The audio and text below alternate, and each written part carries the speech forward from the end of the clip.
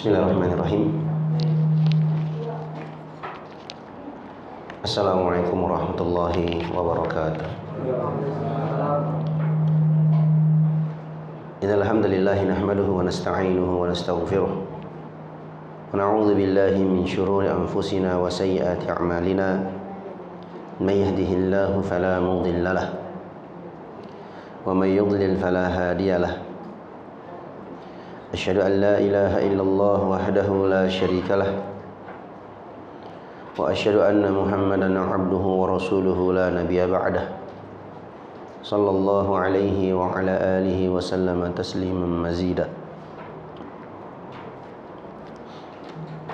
Wa qala rabbuna ta'ala fi kitabihil karim, ya ayyuhalladzina amanu taqullaha haqqa tuqatih wa la tamutunna illa wa antum muslimun.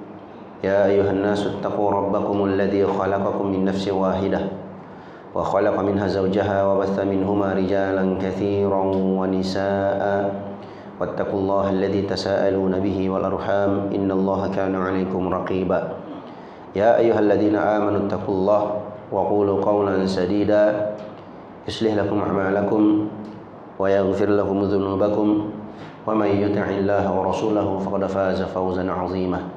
Amma ba'd, fa inna asdaqal hadithi kitabullah wa khairal hadi hadi Muhammadin sallallahu alaihi wasallam wa syarrul umuri muhdatsatuha fa inna kulla muhdatsatin bid'ah wa kulla bid'atin dhalalah.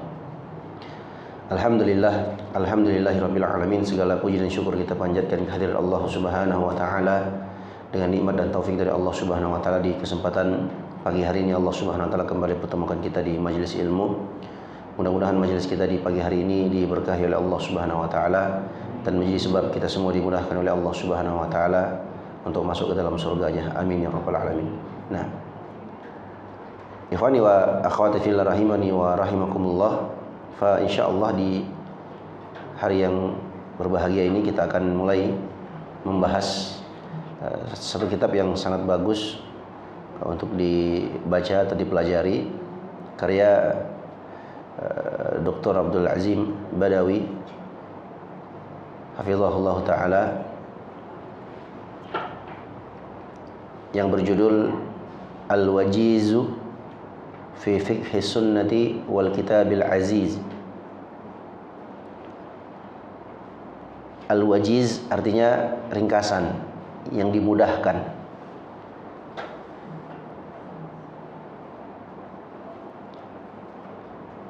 Dari kitab sunnah, dari fikih sunnah, yakni fikih dari sunnah-sunnah Nabi Shallallahu Alaihi Wasallam, wal kitabil aziz, dan kitab Allah yang maha perkasa.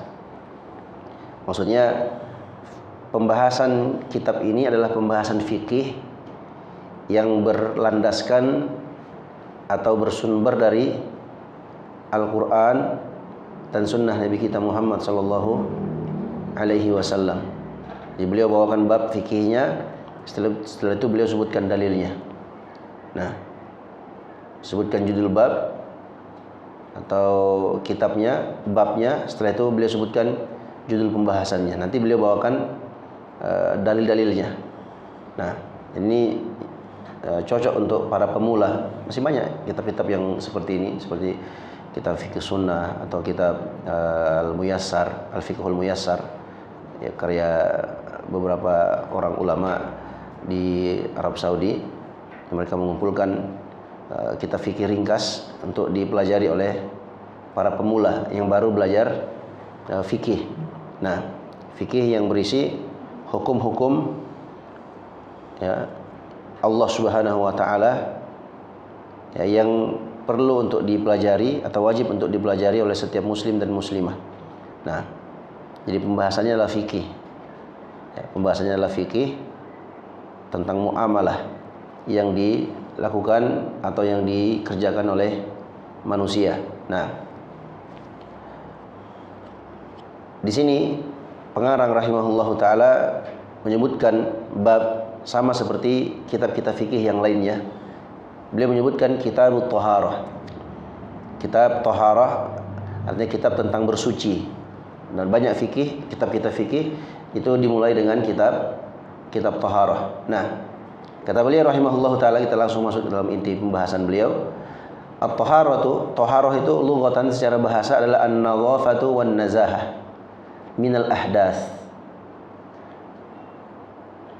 Kebersihan ya, dan menghilangkan najis, atau kebersihan atau mensucikan diri dari ahdas, dari hadas.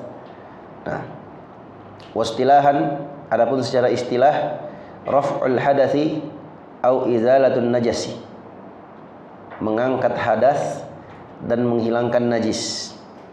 Itu taharah, mengangkat hadas dan menghilangkan najis. Nah, dalam kitab taharah ini ada beberapa bab. Ya.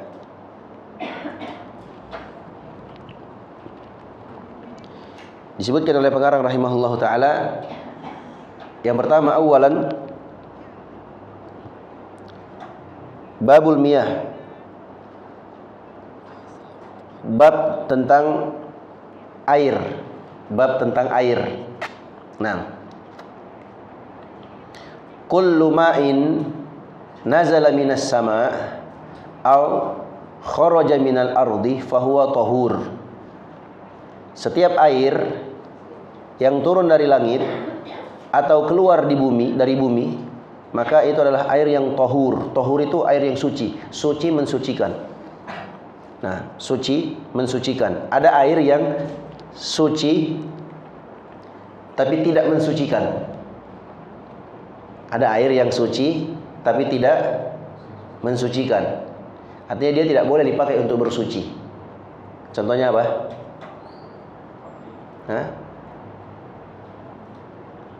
Antum berwudu pakai cappuccino, atau pakai kopi, boleh? Nggak boleh, itu nggak mensucikan. Nah, ya. Tapi apakah air cappuccino itu atau air kopi itu suci? Jawabannya suci, nggak najis, makanya bisa diminum. Paham ya?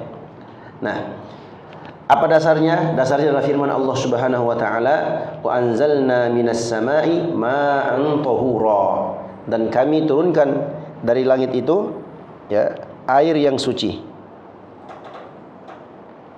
Nah,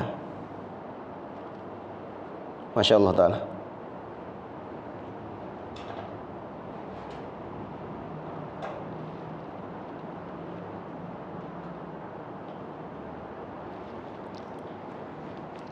Waliqaulin Nabi sallallahu alaihi wasallam fil bahr, dan juga berdasarkan sabda Nabi sallallahu alaihi wasallam dalam air laut, huwa at-tahuru ma'uhu al-hillu maitatuhu.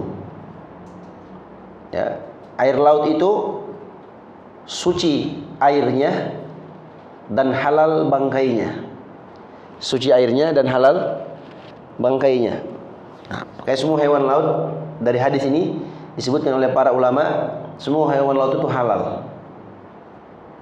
Semua hewan laut itu halal.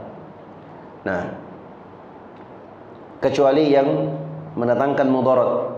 Kita tahu ini binatang ini berbahaya, tidak boleh dimakan. Nah, ini haram. Ya. Kalau dia makan mudarat, ya, berbahaya. Waliqaulihi sallallahu alaihi wasallam fil bi'r, juga sabda Nabi SAW tentang perigi, tentang sumur. Innal ma'a tahurun la yunajjisuhu syai'un. Sesungguhnya air itu suci, tidak ada yang menajiskannya sesuatu apapun. Jadi tidak ada yang bisa membuatnya najis. Ya, hukum asal air adalah suci. Wa huwa baqin 'ala tahuriyatihi wa in khalatahu syai'un tahirun ma lam yukhriju an itlaqihi. Maka dia tetap berada di atas kesuciannya, walaupun dicampur dengan benda-benda suci, selama tidak mengeluarkan dari pemutlakannya. Pemutlakan air itu sebagai air suci. Nah, keluar dari pemutlakan kalau berubah dari salah satu tiga sifatnya. Berubah rasa, bau, dan warnanya. Kalau sudah berubah salah satu tiga ini berarti apa? Keluar dari pemutlakan air yang suci.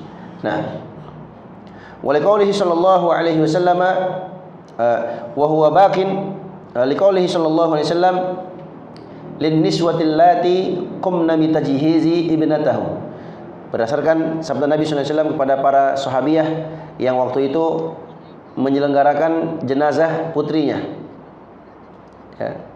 Igsilnaha thalathan, mandikanlah dia sebanyak 3 kali, au khamsan, atau 5 kali, au aktsara min dzalika, atau lebih banyak dari itu, in ra'aitunna dzalika, in ra'aitunna, kalau kalian melihat perlunya hal tersebut.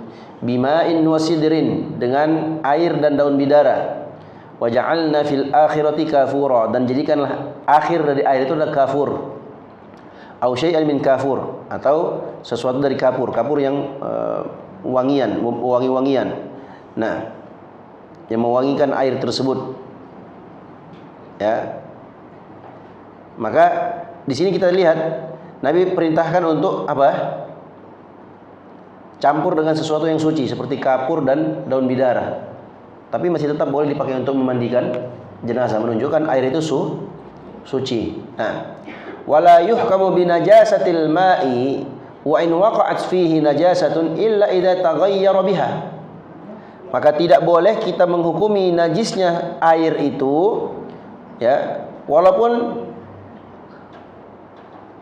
terjatuh atau dicampuri najis, ya, kecuali air itu sudah berubah. Ini berubah salah satu dari 3 sifatnya tadi.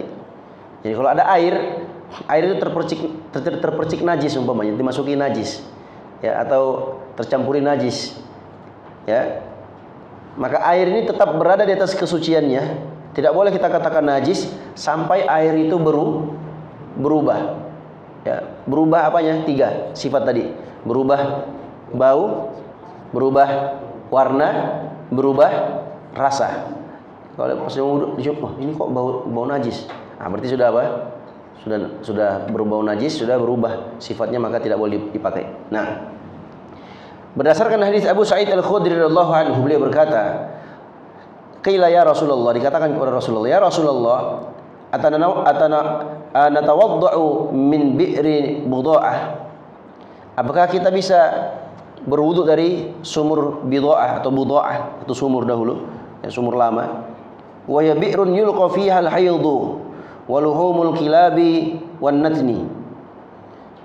Itu adalah sumur yang dibuang di situ, ya, kain-kain pembalut haid, dibikin pula daging-daging anjing dan bangkai dibuang di situ. Faqala, maka Nabi SAW bersabda, al-ma'u tahurun, air itu suci, la yunajjisuhu syai'un, tidak ada yang bisa menajisinya. Nah, maksudnya kalau apa? Kalau tidak berubah salah satu dari 3 sifatnya. Nah,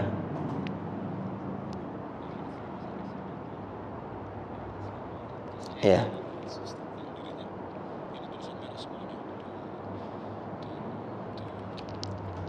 Nah,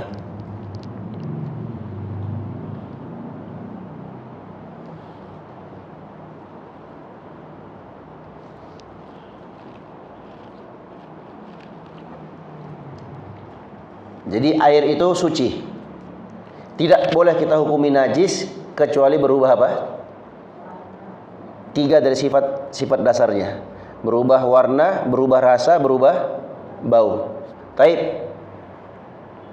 Bagaimana kalau asal warnanya adalah seperti itu? Umpamanya ada air itu warnanya kekuning-kuningan, umpamanya. Apakah air itu kita katakan suci? Hah? Suci. Karena yang dimaksud berubah dari asalnya adalah air yang dimasuki najis. Kalau air yang memang asalnya memang sudah warnanya kekuning-kuningan umpamanya, atau mungkin ada air yang asal warnanya biru umpamanya, ya, atau air asal warnanya hijau umpamanya, maka kalau memang asal penciptaannya memang warnanya begitu, ya tidak apa-apa, suci. Paham? Nah, atau ada sebagian air yang air itu, ya, ketika kita cium baunya agak bau-bau kapur begitu, ya, agak bau-bau apa, ya, agak berbau. Memang asal penciptaan air di situ memang seperti itu, maka tidak mengapa. Ya, itu biasa di bagian perumahan yang dekat dengan laut, Itu biasanya kan airnya agak sedikit apa? Asin, berubah ininya. Ya kan? Atau terkadang agak kuning dia. Itu kadang bisa merusak baju. Ya kalau kita pakai air itu rusak baju kita. Warnanya jadi tadinya warna putih jadi warna kuning-kuning gitu. Nah, air ini seperti ini suci atau tidak? Suci, karena memang asal penciptaannya begitu. Paham ya? Jadi berubah warna, bau dan rasanya itu maksudnya berubah warna, bau dan rasa ketika tercampuri najis, bukan karena asal penciptaan. Pahami? Nah, lanjut kita beliau bab yang kedua, babun najasat, bab tentang najis-najis. An-najasatu jam'u najasatin. Najis-najis itu jamak bentuk plural dari kata najasah. Wa hiya kullu syai'in yastaghziruhu ahlut taba'i salimah wa yatahaffazuna anhu wa yaghsiluna ath-thiyaba idza asabahum kal'adrati wal bauli. Najis itu adalah segala sesuatu yang dianggap kotor, ya, dianggap najis oleh orang-orang yang memiliki tabiat yang selamat. Di asal tabiatnya dia, fitrahnya dia akan menganggap itu jijik, kotor, ya. Dan mereka menjaga diri dari terkena najis itu, dan mereka mencuci pakaian mereka kalau najis itu ya menempel atau terkena pakaiannya. Contohnya seperti kotoran manusia atau kencing, air seninya. Ini kan najis, ya. Menurut tabiat salimah, tabiat asal penciptaan manusia yang sempurna, yang yang selamat, yang lurus, ya pasti dia akan benci dan tidak suka dengan najis, ya. Itu kalau masih lurus fitrahnya. Nah, wal aslu fil asya'i al ibahatu wat taharatu. Ini dicatat ya. Hukum asal segala sesuatu adalah ibahah dan taharah. Ya. Hukum asal segala sesuatu adalah ibahah dan taharah. Mubah dan suci, ya. Faman za'ama najasata 'ainin ma fa 'alaihi bid dalil fa in nahadha bihi fadhalika wa in ajiza anhu aw ja'a bima la taqumu bil hujjatu fal wajibu alaina al wuquf ala ma yaqtadihi al aslu wal bara'ah. Kata beliau, barang siapa yang menganggap sesuatu itu adalah najis, barang tertentu ya atau sesuatu tertentu itu najis, maka wajib bagi dia mendatangkan dalil. Kalau benar ya sudah benar. Tapi kalau dia tidak mampu untuk mendatangkan dalil, tidak mampu untuk menegakkan hujjah, maka wajib bagi kita untuk berdiam dan kembali kepada konsekuensi hukum asal dan al-bara'ah, berlepas diri dari al-bara'ah, maksudnya kembali kepada hukum asal. Itu hukum asal segala sesuatu adalah ibahah dan suci. Kenapa? Li'annal hukma bin najasati hukmun taklifiyun ta'ummu bihil balwa fala yahillu illa ba'da qiyamil hujjah. Karena hukum tentang sesuatu itu najis atau bukannya itu adalah hukum taklifi. Hukum taklif itu apa maksudnya? Hukum beban taklif, ya, yang sudah menjadi umum. Itu butuh dalil dalam menetapkan hal tersebut, ya. Maka tidak boleh kita menetapkan itu najis atau bukan kecuali dengan apa? Dengan dalil, dengan hujjah, ya. Karena hukum asalnya bersih. Ya, hukum asalnya bersih. Taib. Ini perhatikan jamaah semua dirahmati Allah Subhanahu wa taala. Hukum asal segala sesuatu itu berarti dilihat dari hukum asalnya dia. Tapi kalau hukum asalnya adalah najis, kotor, maka kita katakan najis dan kotor. Paham ya? Paham sampai di sini? Jadi kata hukum asal segala sesuatu adalah hukum asal segala sesuatu itu adalah suci, ya, dan halal. Kalau memang asalnya suci atau halal. Tapi kalau ada perkara yang asal hukumnya adalah haram, ya, atau najis, kita katakan ya najis. Nggak boleh kita bilang enggak, ini hukum asal sesuatu adalah mubah. Contoh babi umpamanya. Babi hukum asalnya memang sudah apa? Haram, memang sudah najis. Nggak boleh kita bawa kaidah ini, Ah enggak, makan aja babi. Kan hukum asal segala sesuatu adalah mubah sampai ada dalil yang melarangnya. Iya, sampai ada datang dalil melarangnya. Karena ada dalil melarang tentang babi, makan babi. Ada dalil yang mengatakan bahwasanya babi itu adalah najis, disuruh cuci, ya, atau anjing umpamanya disuruh cuci 7 kali dan seterusnya. Nah, jadi hukum asal itu dilihat dari asalnya seperti apa.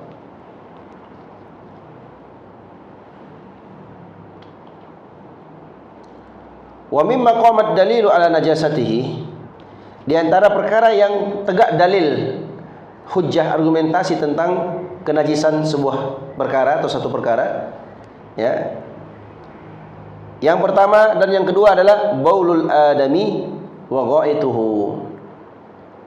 Ya. Air seni alias kencingnya anak cucu Adam dan kotorannya. Ya, tinjanya. Ya. Nah,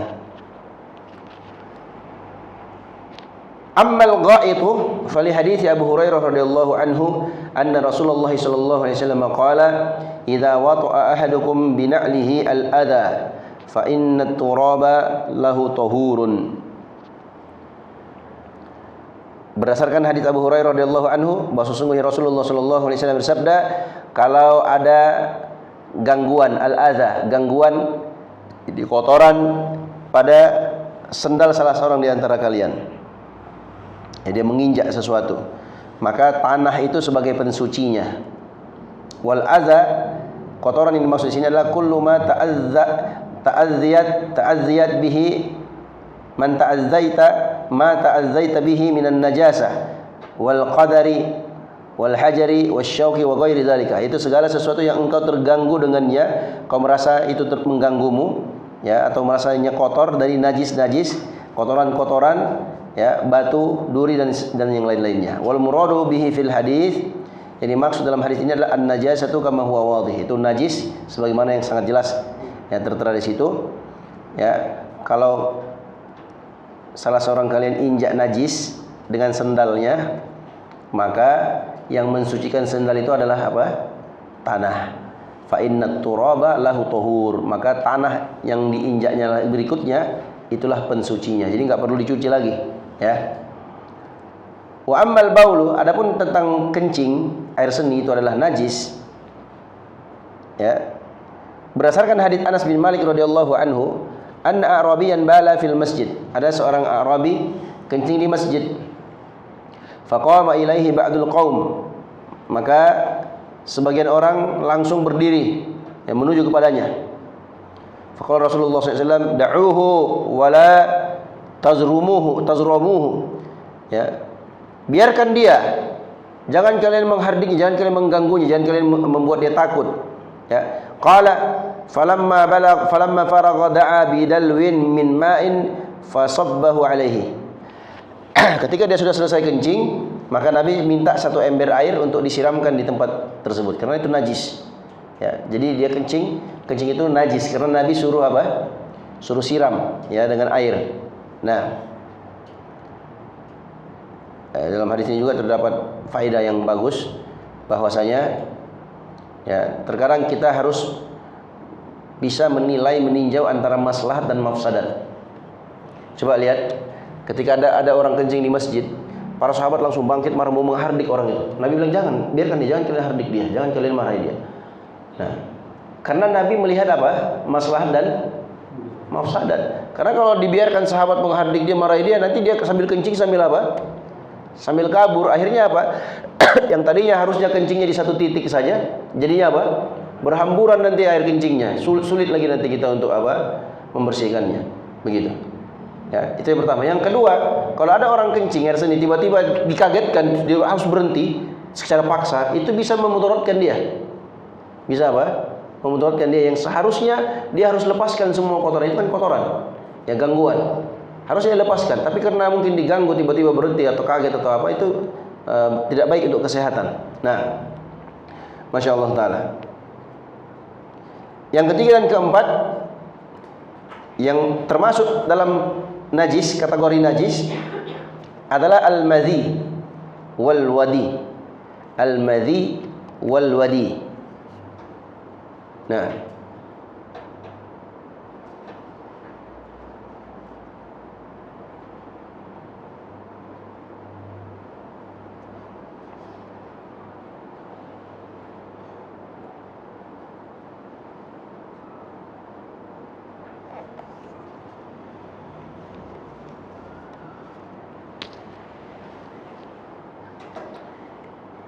ammal madhi, adapun madhi itu adalah fahuwa ma'un abyadu raqiqun lazajun. Nah, inda syahwatin.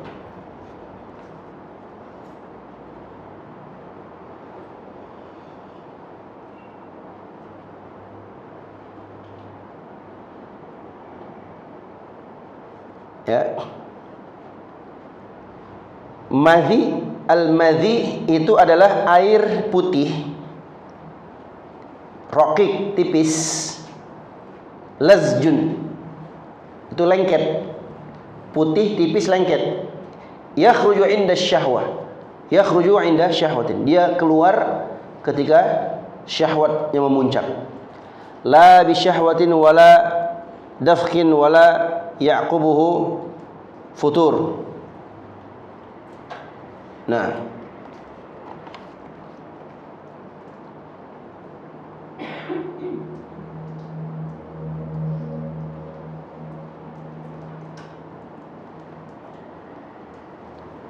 dia keluar bukan dengan syahwat. Ketika ada muncul syahwat, keluar dia. Ya, tapi bukan dengan syahwat keluarnya, tapi begitu ada muncul syahwat dia apa? Dia keluar. Ya, bukan dengan syahwat. Tidak pula terpancar, ya, tidak tersembur, ya, wala ya'qubuhu futur, dan itu tidak disertai rasa lelah, ya, wa rubbama la yuhassu bi khurujihi, dan terkadang itu tidak dirasakan keluarnya, kita nggak rasa, tahu sudah keluar. Wa yakunu dzalika lirrajuli wal mar'ati, dan itu bisa terjadi pada laki-laki dan perempuan. Nah, wa huwa najasun, dan itu najis. Walihada amara Nabi sallallahu alaihi wasallam bi ghusli dzakari minhu, makanya Nabi memerintahkan untuk mencuci zakar, ya, dari hal itu. Dari Ali bin Abi Thalib radhiyallahu anhu, kuntu rajulan mazza, aku adalah seorang pria yang mazza, selalu keluar air madhinya, saking kuat, ya, apa namanya, kepribadian beliau, dan apa namanya, gampang keluar air madhi. Wa kuntu astahi an as'alan Nabi sallallahu alaihi wasallam lima kana ibnatihi, dan aku waktu itu malu untuk bertanya kepada Nabi sallallahu alaihi wasallam karena kedudukan atau posisi putrinya, karena beliau kan menantu Nabi, ya. Fa amartu al-miqdad bin al-aswadi fasa'alahu faqala yaghsilu dzakarahu wa yatawadda. Maka aku pun perintahkan al-miqdad bin al-aswad untuk bertanya kepada beliau sallallahu alaihi wasallam, ya, maka beliau menjawab, dia mencuci kemaluannya dan dia berwudu, ya. Wa ammal wadi, adapun wadi, fa huwa ma'un abyad, ya, sakhinun yakhruju ba'dal bauli. Nah,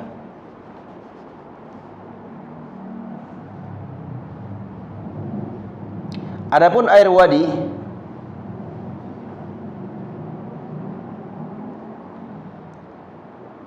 ya, air wadi itu adalah air yang putih, ya, sakhin, tebal, yang keluar setelah baul. Airnya tebalnya terasa, airnya itu terasa, ya, yang keluar setelah baul. Wa huwa najasun, dan itu juga dianggap najis. Berdasarkan hadits Ibnu Abbas radhiyallahu anhu, al-maniyyu wal wadi wal madhi, air mani, air wadi dan air madhi, ya. Ammal mani fa huwa alladhi minhu al-ghusl, wa ammal wadi wal madhi faqala ighsil zakaraka aw madhakiraka wa tawadda wudu'aka lis-shalah. Adapun air mani itulah yang mengharuskan mandi. Adapun wadi dan madhi, maka cukup cuci kemaluanmu, kemaluan kalian, ya, dan berwudu dengan wudu salat. Nah, ya, air mani dan air wadi, air mani dan air wadi. Kalau air madhi itu adalah air yang keluar sebelum syahwat, ya. Kalau wadi adalah air yang keluar biasanya setelah baul, setelah kencing, ya. Nah, kalau kita kencing selesai, istinja, cebok, pas keluar baru berdiri, set, ada yang netes. Nah, itu namanya apa? Itu air wadi namanya. Nah, itu najis.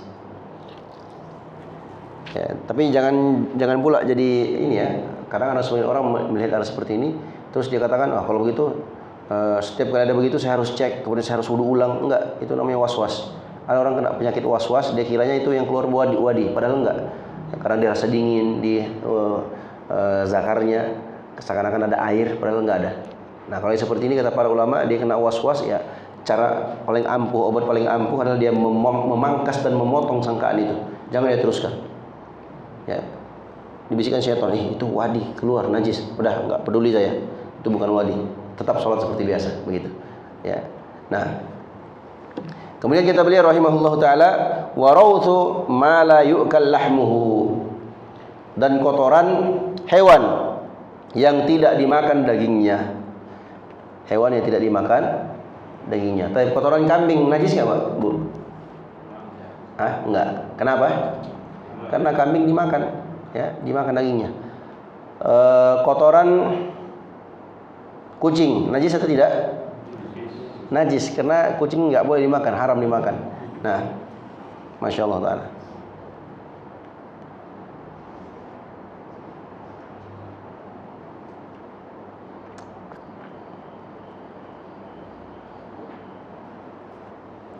Dari sahabat Abdullah radhiyallahu anhu, beliau berkata, arada Nabi sallallahu alaihi wasallam ay yatabarrad. Nabi sallallahu alaihi wasallam ingin berdingin-dingin. Faqala i'tini bi salasati ahjar. Tabarraz, ya. Nabi SAW ingin membuang air di tempat terbuka. Kemudian beliau minta, datangkan kepada aku 3 batu. Fawajadtu lahu hajaraini wa warasatu himar. Maka aku dapat 2 batu dan 1 kotoran himar, keledai. Fa amsakal hajaraini wa taraha ar-rawtha. Beliau tetap pegang 2 batu yang aku bawa, dan yang ketiga itu adalah kotoran keledai. Aku buang. Aku melihatnya beliau membuangnya. Wa qala hiya rijsun. Itu adalah najis. Nah, ya. Sudah berapa najisnya? 5. Ya. Yang keenam, damul haid.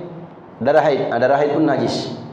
An Asma binti Abi Bakr radhiyallahu anhu qala ja'at imra'atun ila an-nabi sallallahu alaihi wasallam faqalat ihdana yusibu thawbahu min damil haidi kaifa tusna. Ya, datang sebagian orang kepada istri Nabi sallallahu alaihi wasallam, mereka bertanya, salah satu di antara kami bajunya ditimpa atau kena darah haid, bagaimana yang harus dia kerjakan? Faqala tahuttuhu thumma tukrisuhu bil ma'i thumma tandahuhu thumma tusalli fihi. Ya, bagaimana kalau pakaian kita kena haid, darah haid, ya, bagaimana kita mencucinya? Maka Nabi SAW mengajarkan tahuttuhu, engkau menggosoknya, mengeriknya. Thumma tukrisuhu, ya, kemudian engkau mengorek-ngoreknya, ya, dibersihkan sampai bersih dengan air. Ya, dikucek-kucek lah kalau bahasa kita. Summa tandahuhu, kemudian engkau siram lagi dan keringkan. Summa tusalli fihi, kemudian engkau salat di dalamnya atau menggunakannya. Nah,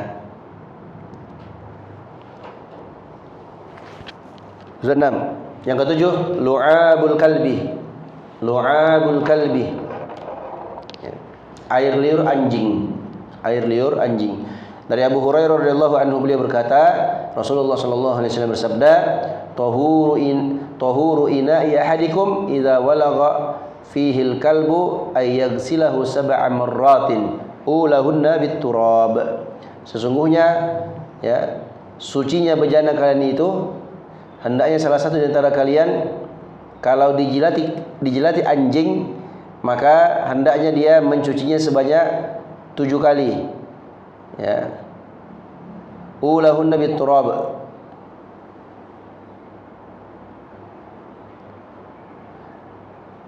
Yang pertamanya adalah dengan tanah, dicampuri tanah. Nah, yang ke-8, Al-maitatu, bangkai. Ini juga najis. Wa hiya ma mata khutifa anfuhu aw ghairu zalika. Itu orang yang mati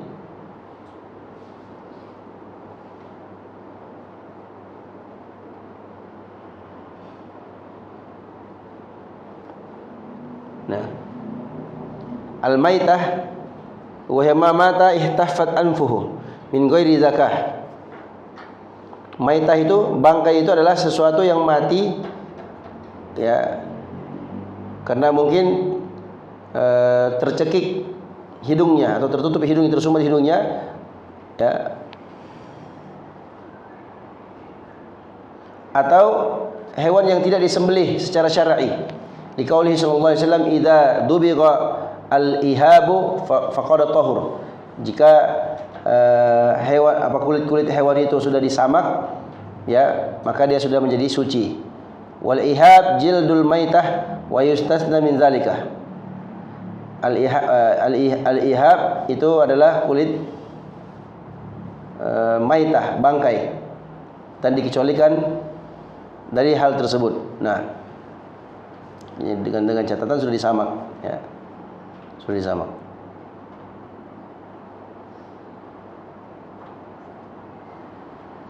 Nah,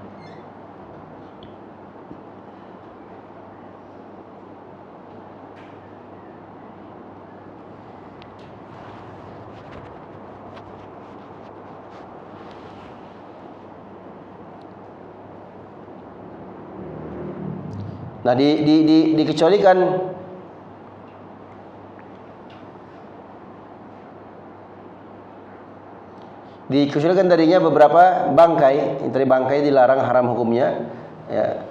Dikecualikan darinya adalah maitatus samaki wal jarad ya, bangkai ikan dan belalang. Berdasarkan hadis Ibnu Umar radhiyallahu anhuma, qala Rasulullah sallallahu alaihi wasallam ya, uhillat lana maitatani wa damani. Sungguh telah bolehkan ya, dimubahkan untuk kita ya, dua bangkai dan dua darah. Dua bangkai dan dua darah. Ammal maitatani fal hutu wal jarad. Adapun dua bangkai adalah ikan dan belalang. Wa amma damani fal kabidu wat tihal.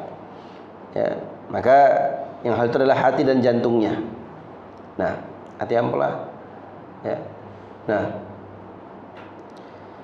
sarian maitatu ma la dama lahu sa'il. Ya. Bangkainya sesuatu yang tidak ada darahnya. Nah, kadzubabi wan namali wan nahwi dzalika, seperti lalat, semut dan yang semisal dengannya. Nah, An Abi Hurairah radhiyallahu anhu anna Rasulullah sallallahu alaihi wasallam qala idza waqa'a adz-dzubabu fi ina'i ahadikum falyughmizhu kullahu thumma liyatrahahu fa inna fi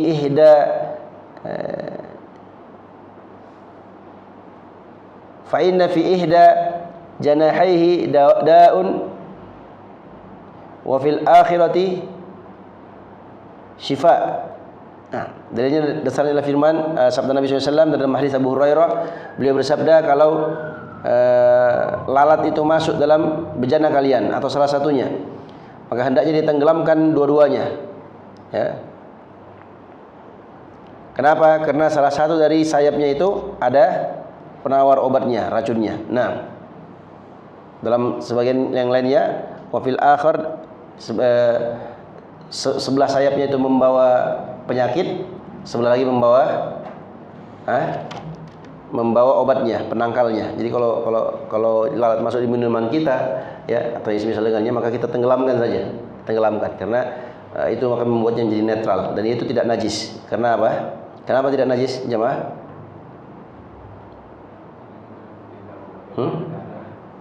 Apa?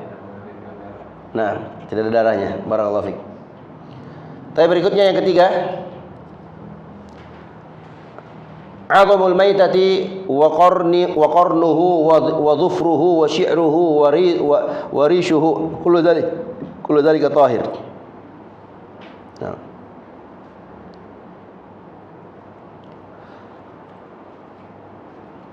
Tulang mayat atau tulang bangkai atau tanduknya atau kukunya atau bulunya dan yang lain-lainnya, semua itu tahir, dianggap suci. Ya, berdasarkan apa? Al-aslu wa huwa taharah. Berdasarkan pada hukum asal tadi. Hukum asal segala sesuatu apa? Boleh. Nah, paham ya? Walima rawahul Bukhari ta'liqan qala, juga diriwayatkan oleh Imam Al-Bukhari secara ta'liq, ya. Beliau berkata, wa qala Az-Zuhri fi 'azamil fi 'idhamil mautah nahul fil wa ghairihi. Apa pendapatmu ya Rasulullah? Ya. Az-Zuhri mengatakan, apa pendapatmu kalau yang ada itu tulang bangkai atau gajah atau yang semisal dengannya? Adraktu nasan min salafil ummah yamtashituna biha wa yudhinuna bi fiha la yaruna bihi ba'san. Qala Ahmad la ba'sa bi rishil maitah. Nah,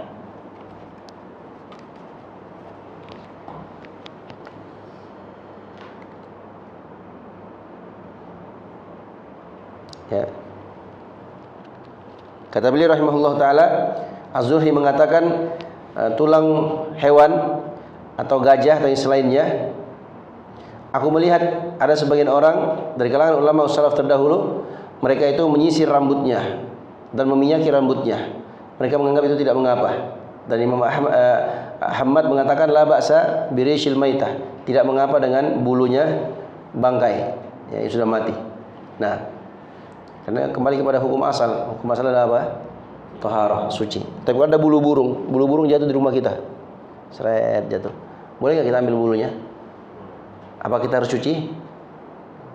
Enggak, karena hukum asal segala sesuatu apa? Halal, suci. Nah, Masya Allah Ta'ala. Baik, selesai pembahasan Kitabut Taharah dan Kitabul Aniyah. Kita berikutnya kaifiyatu, atau bab berikutnya kaifiyatu tathirin najasah. Kaifiyat bagaimana mensucikan najasah, najis. Nah,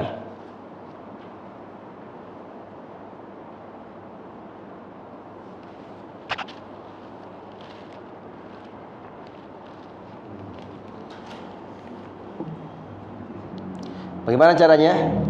I'lam anna syari'a alladhi arrafna qawnu hadhil ain najasatun aw mutanajjisatun urfan aidan kaifiyatu tathhiriha arrafna aidan kaifiyata tathhiriha. Ya, ketahuilah bahwasanya syariat datang yang telah kita definisikan, yang telah kita sebutkan.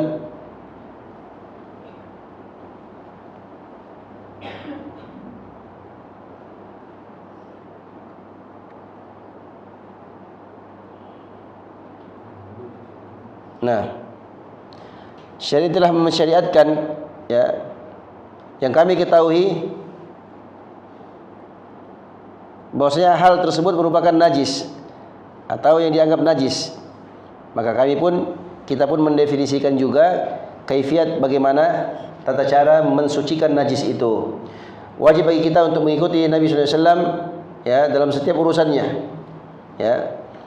Fama warada fihi al-ghuslu hatta la yabqa minhu launun wala rihun wala ta'mun kana dzalika huwa tathhir. Ya. Nabi SAW pernah melewati satu kampung, ya. Nah, mereka mendengarkan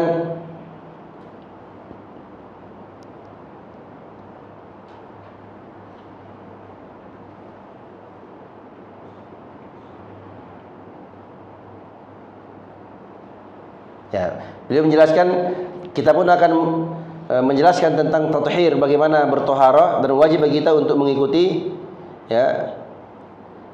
sabda beliau sallallahu alaihi wasallam dan menjalankan perintahnya. Maka kalau ada dalil yang menjelaskan wajibnya mandi sampai tidak tersisa sedikit pun dari warna, bau dan rasanya, kana dzalika huwa tathhir, maka itulah bentuk pensuciannya. Wa ma warada fihi as-sabbu 'ala ar-rashi awil hutti awil mazhi al-ardi aw mujarradu rajul mashi fi ardi tahiratin kana dzalika huwa tathhiruhu wallahu a'lam wa a'lam anna al-ma'a huwa al-aslu fi tathhirin najasah law li wasfi syari'i lahu. Nah,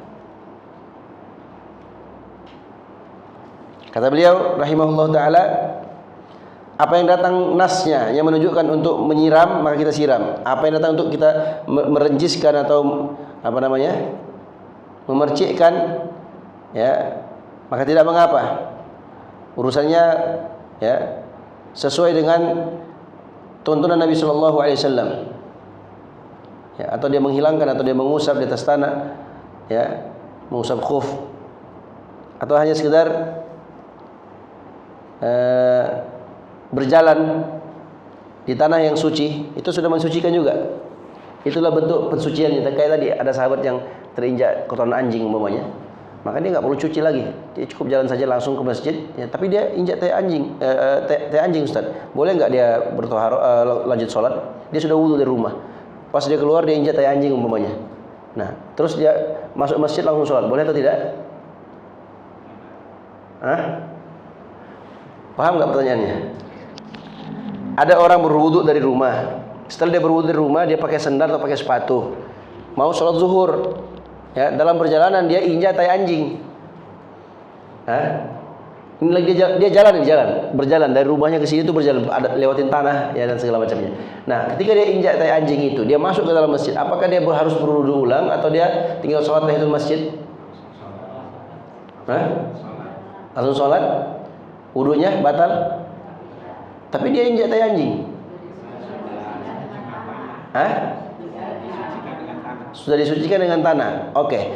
Kalau dia injak tai anjing, dia injak tai anjing, terus sendalnya dia ganti pakai sepatu baru, masuk sampai di masjid, apakah dia langsung sholat atau dia wudu lagi?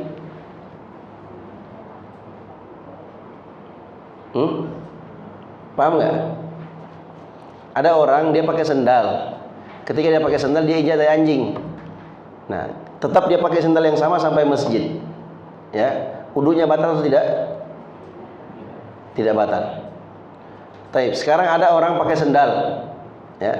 Pakai sendal dia injak tai anjing. Begitu dia injak tai anjing, dia lepas sendalnya. Kemudian dia langsung masuk ke masjid. Apakah dia harus wudu ulang lagi? Kita sudah kasih tadi jawabannya. Hukum asal segala sesuatu adalah toharoh, suci, sampai ada dalil yang menjelaskannya. Ini ilmu itu harus tertanam kuat dalam hati kita karena kita ingin amalkan ilmu ini. Jangan ragu-ragu. Nah, saya ulangi pertanyaannya. Ada orang datang ke masjid, mau ke masjid, kemudian dia injak tai anjing, setelah itu dia lepas sendalnya, dia nyeker jalan kaki ayam masuk ke dalam masjid. Pertanyaannya, apakah dia harus wudu ulang atau boleh langsung sholat? Boleh langsung sholat? Boleh langsung sholat? Antum jangan ragu, akhi. Iya, langsung sholat. Sudah benar jawabannya antum, jangan ragu. Saya sengaja pancing saja. Kita mau lihat kita kan belajar fikih. Jadi fikih ini kita amalkan nanti. Jangan ragu-ragu, antum sudah tahu dalilnya tapi jangan ragu. Boleh nggak dia sholat? Boleh. Kenapa? Nanti akan datang pembahasan bahwasanya injak tai anjing itu bukan pembatal wudu. Paham? Kecuali kalau dia mau sholat dengan sendal itu. Kalau dia sholat dengan sendal itu, maka dia berjalan di atas tanah pun itu sudah suci kembali. Makanya dulu ketika Nabi SAW pernah terinjak kotoran anjing itu, beliau tinggal lepas saja sendalnya, tetapi tetap melanjutkan sholat. Nah, paham ya? Akan datang nanti juga tentang hal-hal yang membatalkan wudu. Nah, ya.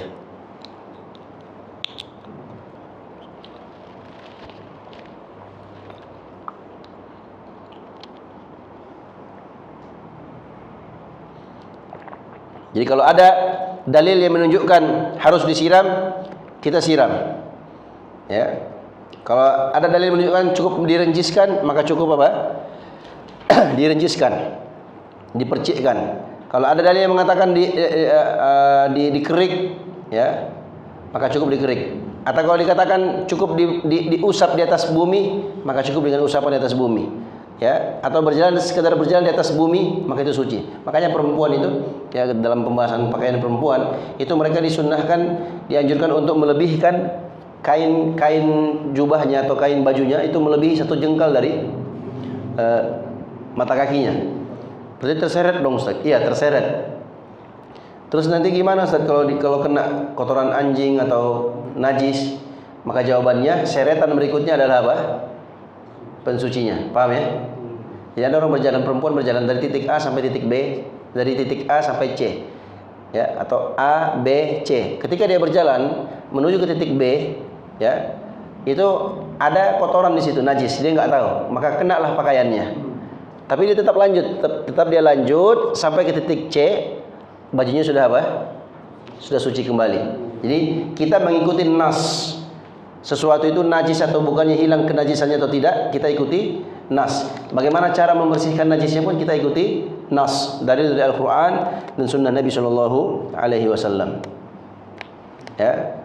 Wa'lam anna al-ma'a huwa al-aslu fi tathirin najasah. Ketahuilah, air itu adalah hukum asal dalam bersuci dari najis. Nah, liwasfi syari' lahu biqaulihi, berdasarkan pensifatan yang diberikan oleh syariat dengan sabdanya, dengan sabda beliau, khalaqallahu al-ma'a tahuran. Allah menciptakan air itu sebagai sesuatu yang suci. Fala yu'dalu atau ya'dilu ila ghairihi illa idza thabata dzalika 'anis syari'. Tidak boleh kita berpaling dari air ini kecuali apa yang valid dalam syariat. Wa illa fala, kalau enggak maka jangan. Kenapa? Li'annahu 'udulun 'anil ma'lumi kaunuhu tahuran ila ma lam yu'lam kaunuhu tahuran. Karena kalau kita berpaling dari air, itu berarti kita berpaling dari sesuatu yang telah kita ketahui suci menuju kepada sesuatu yang tidak kita ketahui suci atau tidak. Wa dzalika khurujun amma taqtadihil masalik syar'iyyah. Berarti itu keluar dari jalur, ya, tuntunan syariat. Nah, paham ya? Karena hukum asalnya pakai air. Berarti kalau kita bersuci harus pakai apa? Pakai air. Id ulimat hadza fa ilaika ma jaa bihi syar'u fi sifati tathhiril a'yanin najasati awil mutanajjisah. Kalau kita sudah tahu ini, maka silahkan, ya, engkau melihat apa yang dibawa oleh syariat dalam pensifatan tathhir al-a'yan. Pensifatan syariat dalam menyebutkan bagaimana cara mensucikan sesuatu atau benda yang konkret najis atau yang terkena najis.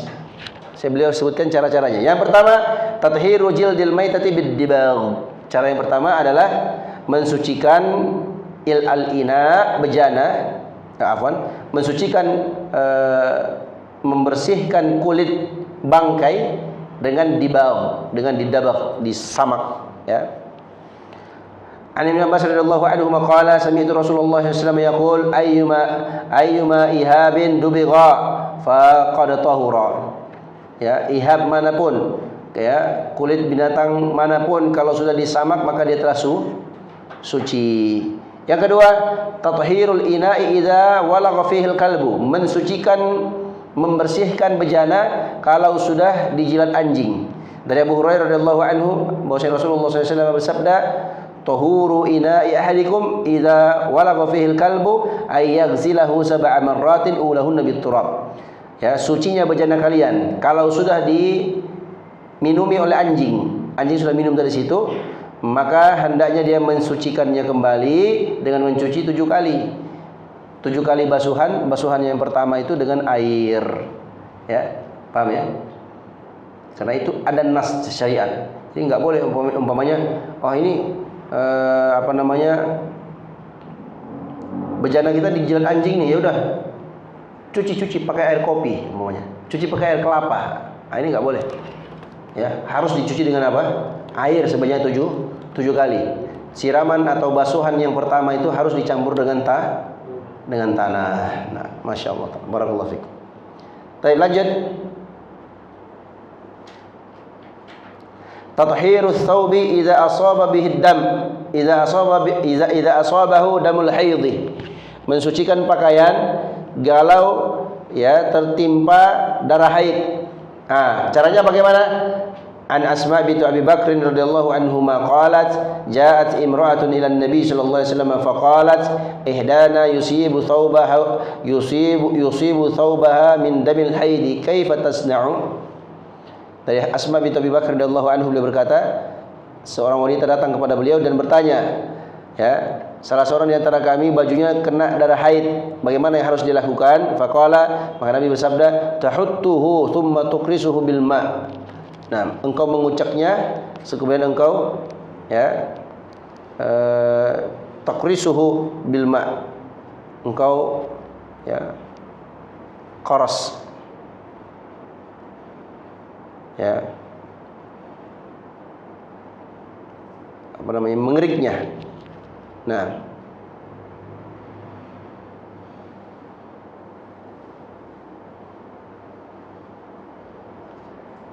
ya, itu cara membersihkannya.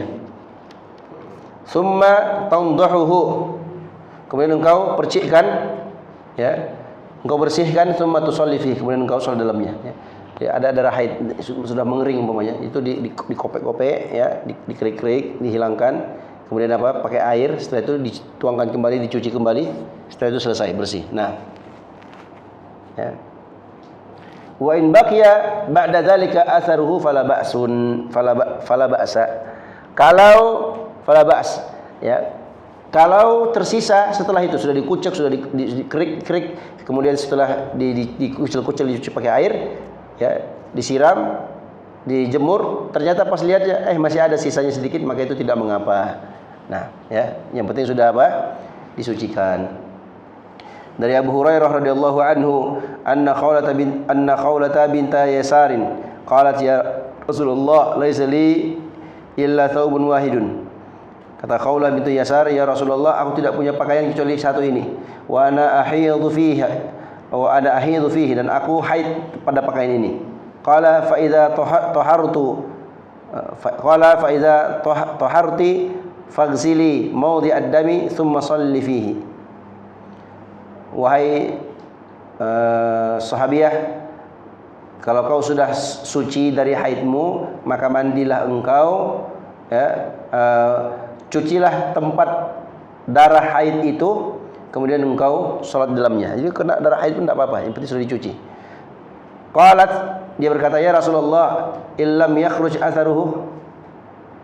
Ya Rasulullah, kalau belum hilang bekasnya, sisanya gimana? Qala yakfiki alma, cukup bagimu air, wala yadurruki atharuhu, dan tidak memudaratkan bagimu sisa bekasnya. Nah, ya, baik. Jadi kalau darah haid itu ya bukan sesuatu yang ini yang harus apa namanya kita ganti baju, umpamanya beli yang baru, enggak. Ya, nggak boleh ekstrim juga seperti itu. Seperti orang Yahudi, ya, mereka itu kalau istrinya haid, mereka nggak mau dekat, harus keluar rumah, nggak boleh satu rumah. Ya, itu ekstrim namanya. Beda sama orang Nasrani, malah sebaliknya. Istrinya mau haid mau nggak haid dibantai terus. Ya, nggak boleh. Dalam Islam, istri haid nggak boleh dijima. Ya. Tapi apakah kita boleh satu rumah dengan mereka? Boleh, satu selimut pun boleh tidur bareng, tidak apa-apa. Ya, jadi jangan seperti orang Yahudi. Nah, kalau kena najis pakaian mereka gunting, dibuang. Nah, ya. Baik. Berikutnya kata beliau rahimahullah taala,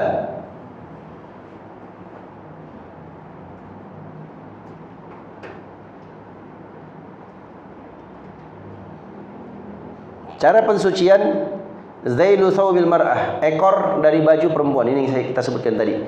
Ya, an ummi waladin li Ibrahim ibn Abdurrahman ibn Auf anna sa'alat Salamah zawjan Nabi sallallahu alaihi wasallam faqalat inni imra'atun utilu zaili wa amshi fil makanil qadar.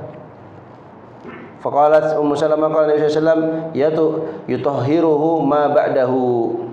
Ada seorang wanita datang kepada Salamah tanya, saya ini perempuan yang panjang ekor bajuku, ya, apakah boleh aku lewati tempat yang ada najisnya? Maka beliau bersabda, Salamah berkata, Rasulullah SAW bersabda, ya, sesuatu yang ada setelahnya, maksudnya tanah yang datang setelahnya, itulah yang mensucikannya. Nah, 5. Tathhirus thawbi min baulis sabi war radhi'.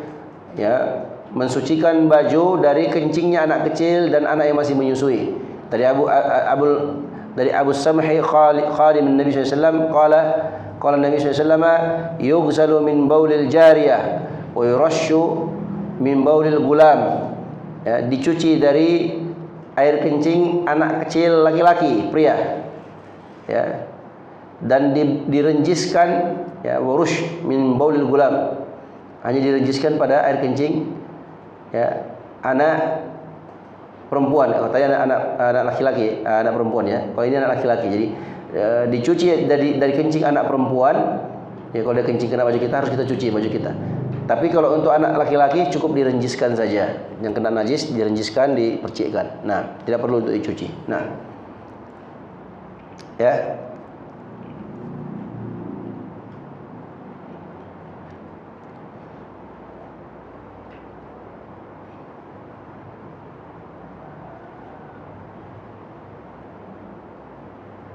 Yang kelima, tathhirus thawbi min baulis sabi radhi'. Sudah, ya. Tathhirus thawbi minal madhi. Yang keenam, cara mensucikan baju dari air madhi. Tadi apa air madhi? Coba. Air madhi itu apa?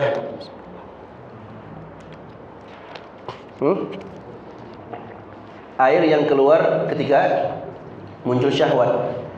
Ya. Kalau air mani, air yang keluar bersama syahwat. Ya, air wadi, air yang keluar setelah kencing, air seni. Nah, itu dibedakan, ya, air mani, air wadi dan air madhi. Air wadi dan madhi itu najis, sedangkan air mani itu suci. Nah, baik. Cara mencucikan baju dari air madhi.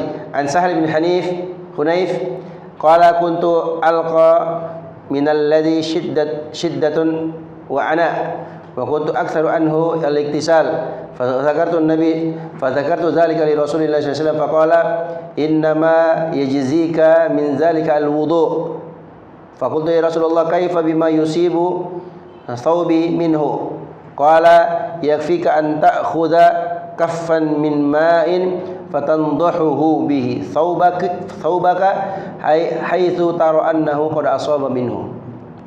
Nah, kuntu alqa minal madhi syiddatan wa ana, kata Suhail bin Hunayf, aku kadang keluar madhiku sangat banyak, ya. Ya. Maka aku jadi orang yang sering mandi, kebanyakan mandi. Maka kena berat, ya. Kalau mandi terus madhi keluar mandi. Ini berat. Makanya beliau datang kepada Nabi sallallahu alaihi wasallam tanya, ya. Kaifa bima yusibu thawbi minhu?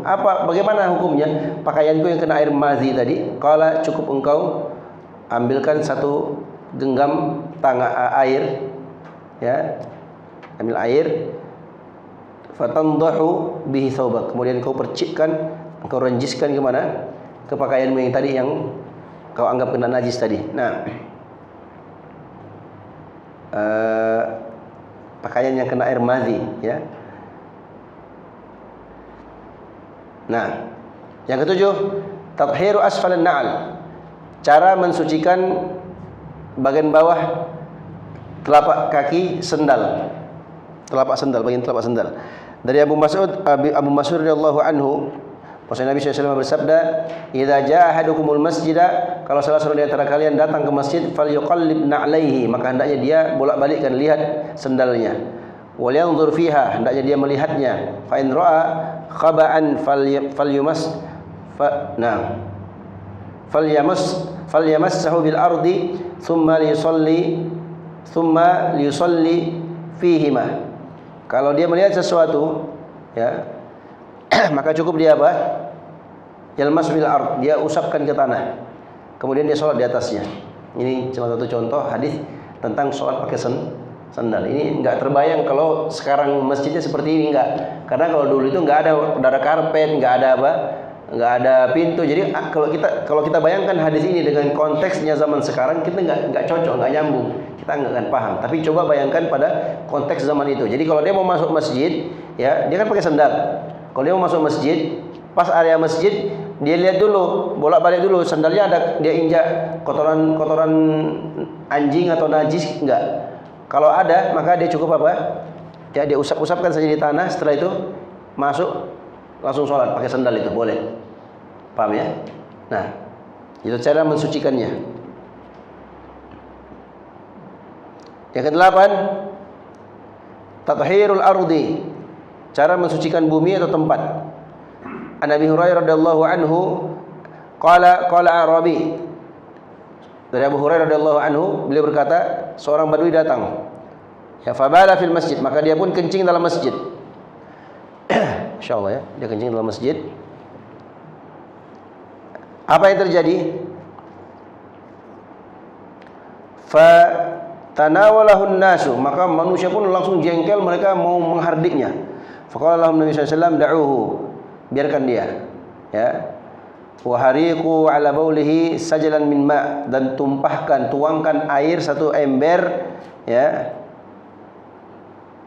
satu ember penuh di tempat dia kencing itu. Audadu min ma, atau satu bagian air dari air, satu timba, satu gayung air. Fa innama ya bu'istum muyassirina walam tub'atu mu'assirin. Karena sungguhnya kalian itu diutus oleh Allah, ya, untuk memudahkan orang, bukan untuk membuat orang berat, ya. Karena kalau ditegur dihardik langsung itu membuat orang berat, ya. Wa inna ma amara Nabi sallallahu alaihi wasallam bidzalika istijalan li taharatil ardh. Karena Nabi melakukan hal itu karena ingin segera untuk mensucikan bumi itu, tempat itu. Falau turikat hatta jaffat wa dhahaba atharun najasa taharat, li hadits Ibnu Umar radhiyallahu anhu maqala kanatil kilabu tabulu fil masjid wa taqbalu wa tadbaru zaman Rasulullah sallallahu alaihi wasallam falam yakunu yarushuna syai'a. Ya, kalau seandainya najis itu dibiarkan begitu sampai kering sehingga hilang efek najisnya, baunya atau najisnya itu sendiri, maka kalau sudah kering seperti itu, sudah hilang, maka itu dianggap suci berdasarkan hadis Abdullah bin Umar radhiyallahu anhu, bahwasanya kata beliau, dulu anjing-anjing itu sering kencing dalam masjid. Mereka kadang datang dan kadang pergi, itu sedang lewat-lewat di situ di zaman Nabi SAW. Maka aku tidak melihat ada sahabat yang mana, ayo ambil air direnjiskan, dituangkan, ditumpah, itu enggak ada, ya. Karena kalau sudah kering sudah dianggap apa? Sudah semula jadi atau kembali kepada hukum asalnya, bersih. Nah, Masya Allah Ta'ala. Sampai di sini pembahasan kita tentang kaifiat atau cara membersihkan najis. Ya, insya Allah setelahnya ini di pertemuan berikutnya kita masuk dalam pembahasan sunnah fitrah bagi manusia. Allah Ta'ala alam. Sisa waktu yang tersisa kita beri kesempatan bagi jamaah yang ingin bertanya seputar pembahasan. Falyatafaddal. Kalau kita ke hutan gitu kan, penting itu supaya dibersihin pakai daun apa batu itu. Kenapa? Gitu. Naik gunung mau gitu. Naik gunung? Karena itu nggak ada air misalnya. Kalau kita kencing kan supaya dibersihin pakai daun apa batu itu. Iya, pakai daun. Naik gunung ya buang air kecil atau buang air besar, nggak ada air, ya pakai daun. Karena kalau airnya kita pakai nanti habis, kita mau pakai minum umpamanya. Ya bagi orang yang suka mendaki itu, hukum asal mendaki mubah. Nah, ya. Saya tanya Nah, foto. kalau kita sholat ini kan kita kencing senantiasa kita cuci, namun kan kalau 2-3 kali kencing dalam sehari, kemudian 2 hari itu kan pasti ada bekas bau ya yang di celana itu bagaimana? Nggak apa-apa, bekas bau itu nggak masalah. Nah, syai'un yasir ma'fu insyaallah. Sesuatu yang yasir, yang sedikit itu ma'fuun, dimaafkan. Kadang-kadang kita pada saat membaca Al-Quran dengan tekanan itu mungkin kita nggak sadar mungkin bisa keluar. Enggak, kalau kita rasa ada tekanan, ada sesuatu yang keluar, itu harus dibersihkan. Kalau merasa gitu. Iya, dibersihkan. Iya, dibersihkan. Ya, pakaian dalamnya juga, kena pakaiannya dibersihkan juga. Ya, setelah itu dirinjiskan air. Ya. Nah, nanti kalau kadang kan ada benar-benar keluar, ada juga enggak. Orang yang kena salatil baul atau kena was-was, dia sementara baca sebenarnya, kayak ada yang keluar, kayak ada dingin-dingin, ada yang air. Padahal enggak ada. Nah, orang seperti ini kata Nabi SAW, kata para ulama, dia cukup merenjiskan air, ya, di kemaluannya atau di celananya itu. Nanti kalau dia rasakan ada dingin, ada sesuatu air yang keluar, dia anggap apa? Nah, itu airnya saya renjiskan tadi. Nah, jadi kalau dia sudah umpamanya sehari 3 kali, 4 kali masih pakai pakaian itu, ya, setiap kali dia ini, ya, mungkin dia istinja atau cebok, ya, kering di situ juga, ya, namanya pakaian kan pasti bau kita pakai, ya, bau keringat, entah bau bekas air yang kita pakai tadi, tak masalah, itu bukan najis. Nah, Waalaikumsalam. Tadi mengenai sandal terkena najis Ya. kotoran. Ya. Nah, bagaimana kalau seandainya najis kotoran itu terkena langsung kaki? Ya. Apakah perlakuannya sama, kaki itu tersucikan karena debu juga, atau memang harus Iya. dibersihkan? Tersucikan dengan tanah ini. Walaupun kena badan langsung. Iya. Karena najis itu tidak membatalkan wudu. Najis itu tidak membatalkan wudu, tapi harus dihilangkan. Cara menghilangkannya bagaimana? Kalau keinjak di kaki, cukup kita usapkan saja ke tanah, itu selesai. Nah, seperti itu. Tapi kalau memang bisa dicuci, ya cuci, lebih bagus. Apalagi kalau sekarang kan, alhamdulillah kita, negeri kita ini, masya Allah, setiap masjid itu sudah ada tempat wudhunya, tempat mandinya, ya kan? Kalau kita masuk langsung cuci kaki di situ, tidak apa-apa, boleh. Iya, tinggal cuci kaki. Jadi itu tidak membatalkan wudhunya. Barakallahu fiik. Tapi masih ada yang lain?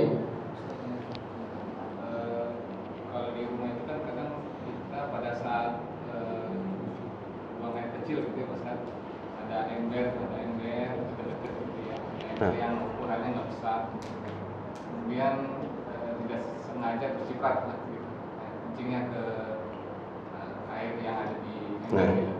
Nah, itu status air di dalam ember itu.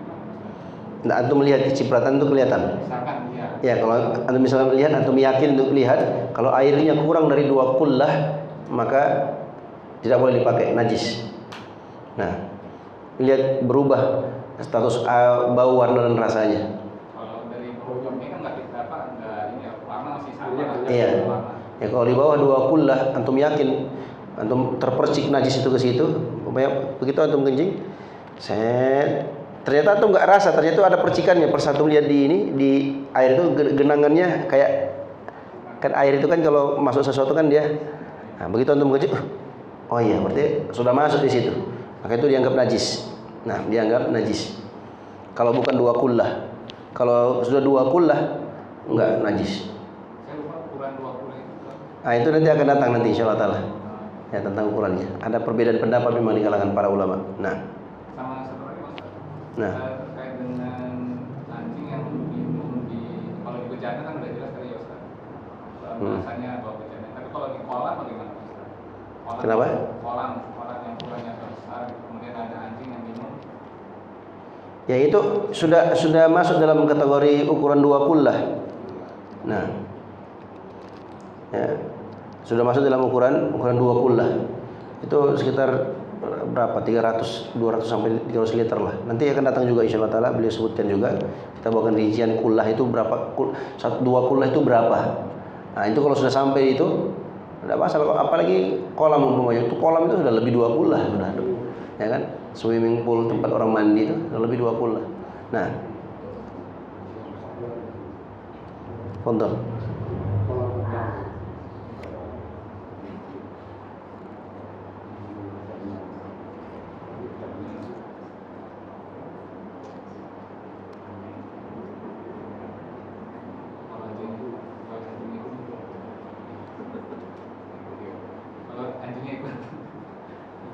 Masuk ke kolam kita gitu.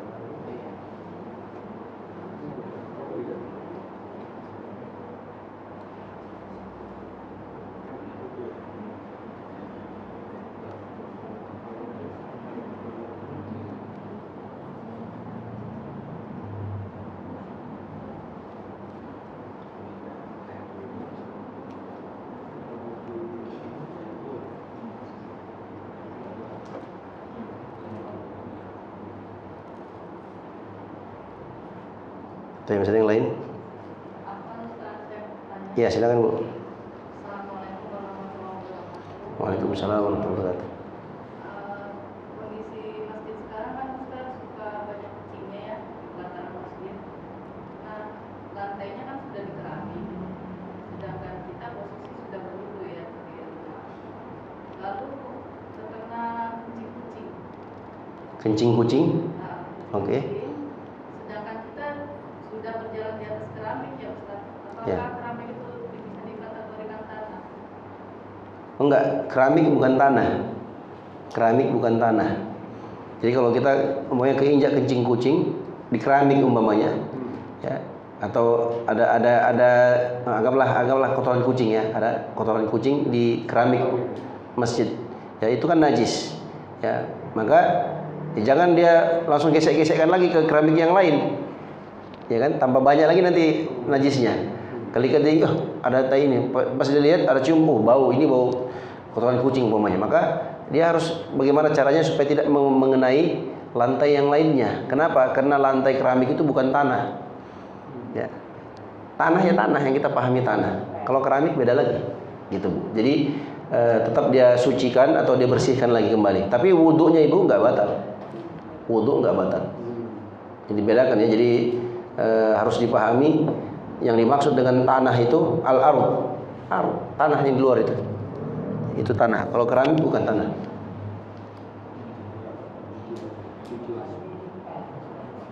Nah, Tanah itu beda sama aspal itu beda. Apa maksudnya tanah itu benar tanah gitu? iya tanah benar-benar tanah. Iya. Aspal bukan tanah. Nah, tanah. Halaman yang peletaran tapi kotor gitu ya. Iya. Atau pernah umroh nggak? Nah itu atau jalan di tanah Arab itu tanah itu tanah. Nah, apa kalau di sini ada lapangan tanah itu tanah. Aspal bukan tanah. Berarti kalau yang apa Ustaz, kalau misalkan jalan di mall gitu, Gimana? misalkan jalannya di mall gitu Ya. pakaiannya panjang, itu gimana? Kalau misalkan ada pakaian dia Iya nggak suci karena bukan tanah, dia nggak jalan di tanah. Nah,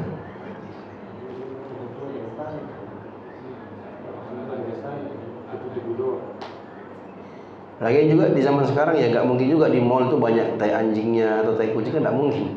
Ya kan? Pasti bersih, pasti dia kalau sudah masuk di situ udah bersih sudah. Iya. Mau terseret pakaian pun tidak masalah. Orang anak-anak kecil aja guling-guling di lantai mall, dingin katanya kan, seneng dia, bersih.